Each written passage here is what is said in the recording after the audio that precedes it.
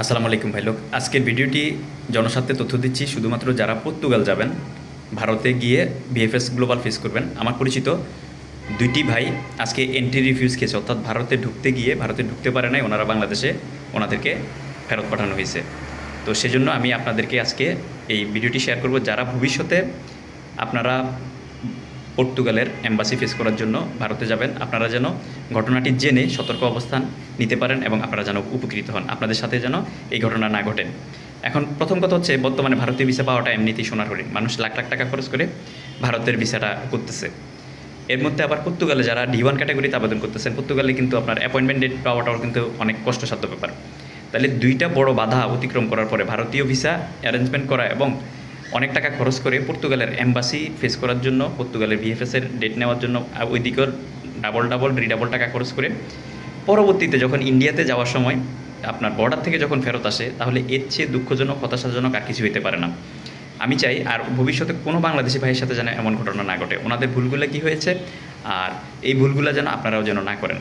যেমন ধরুন, আপনি মেডিকেল ভিসা করছেন, আপনি কিন্তু কলকাতা আপনার মেডিকেলের ডেট, হসপিটালের আপনার অ্যাপয়েন্টমেন্ট না, আপনার অ্যাপয়েন্টমেন্ট হচ্ছে দিল্লিতে অথবা চেন্নাইতে অথবা আদার্স কোনো সিটিতে। তাহলে আপনি যদি বাই রোডে আপনি যেতে চান, সেক্ষেত্রে কিন্তু এটা কমন একটা বিষয় যে আপনাকে ধরবেই। কারণ আপনার চেন্নাইতে যদি হসপিটাল হয়, তাহলে আপনি বাই রোডে কেন যাবেন এদিক দিয়ে? তো আপনারা সবসময় চেষ্টা করবেন আপনার হসপিটালটা যেখানে হয় সেখানে ডিরেক্টলি প্লেনে যাওয়ার জন্য। কারণ আপনি নিজের দেশ ছেড়ে অন্য একটা দেশে আপনি চিকিৎসার জন্য যাচ্ছেন, তার মানে আপনি ফকিন্নি মার্কার লোক না, আপনার টাকা পয়সা আছে। তো এটা হচ্ছে কথা, এটাই যেন ইমিগ্রেশন যেন বুঝতে পারে। আর এই কারণেই কিন্তু বেশিরভাগ লোককে কিন্তু আপনার এন্ট্রি রিফিউজ করে দিচ্ছে, অর্থাৎ ভারত যাওয়ার ক্ষেত্রে ঢুকতে গেলেও আপনার ঢুকতে পারতেছে না, ভিসাটাকে বরবাদ করে দিচ্ছে।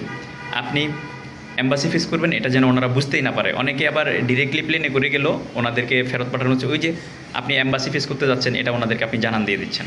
আপনি পর্তুগালে D1 ক্যাটাগরির জন্য আবেদন করেছেন, আপনি মেডিকেল ভিসা নিয়ে যাচ্ছেন, আপনি কিন্তু যদি ওনাদেরকে কোনো কারণে বুঝতে দেন যে আপনি এম্বাসি ফেস করতে গিয়েছেন, তাহলে কিন্তু তাদের মেডিকেল ভিসাটার কিন্তু আপনি এটার ফায়দা উঠাইলেন, আপনি কিন্তু এটাকে প্রপারলি ইউজ করলেন না।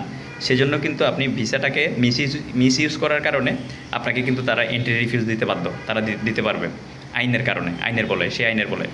তো সেই জন্য আপনারা যারা এই ভুলটা বিলকুল করবেন না, যারা ভবিষ্যতে এম্বাসি ফেস করতে যাবেন, আপনারা অবশ্যই যেই হসপিটালে, যেই শহরের হসপিটালে আপনার অ্যাপয়েন্টমেন্ট নেওয়া হচ্ছে, আপনি সেখানে ডিরেক্টলি প্লেনে করে সেখানে সেই শহরে যাবেন এবং পরবর্তীতে সেখানে চিকিৎসা করাবেন। চিকিৎসা করানোর পর আপনি এম্বাসি ফেস করে বাংলাদেশে ফেরত আসবেন এবং আসার পথে আপনি যে এম্বাসি ফেস করছেন তার কোনো উপযুক্ত যেন কোনো ডকুমেন্ট আপনার কাছে দলিলাদি না থাকে।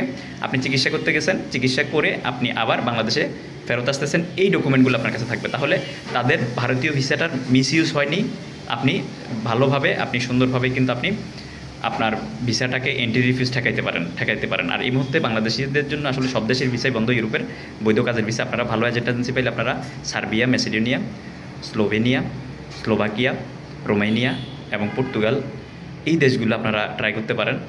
এর মধ্যে মলদোভা, বেলারুশ, এগুলো ট্রাই করতে পারেন। তবে কিছু কিছু দেশের ক্ষেত্রে ভিসা হয় কিন্তু ফ্লাইট হয় না। তো এগুলো আগে পিছিয়ে ভেবে এই দেশগুলোর বাইরে অন্যান্য দেশগুলো যদি আবেদন করতে যান, সেক্ষেত্রে আপনাদের আসলে রিস্ক থেকে যাবে। মাল্টাও টুকটাক ভিসা দেয়, আপনারা চাইলে ভালো এজেন্সি পাইলে। আমি ইউরোপের অনেকগুলো দেশ আছে, আমি সবগুলো দেশের নাম বলি নাই, যে কয়টা দেশের নাম বলেছি আপনারা চেষ্টা করবেন ভালো এজেন্সি পাইলে। এই দেশগুলোই বর্তমানে টুকটাক ভিসা দিচ্ছে বাংলাদেশিদেরকে, আপনারা ট্রাই করতে পারেন, বাংলাদেশ থেকে হোক, মধ্যপ্রাচ্য থেকে হোক। ধন্যবাদ। প্রবাস এবং প্রবাসী রিলেটেড নিত্য নতুন তথ্য এবং আপডেট পেতে আমার আইডিটি ফলো দিয়ে আমার সাথে যুক্ত থাকার জন্য আবারও বিশেষ অনুরোধ রইল। সময় দিয়ে ভিডিওটি দেখার জন্য অসংখ্য ধন্যবাদ।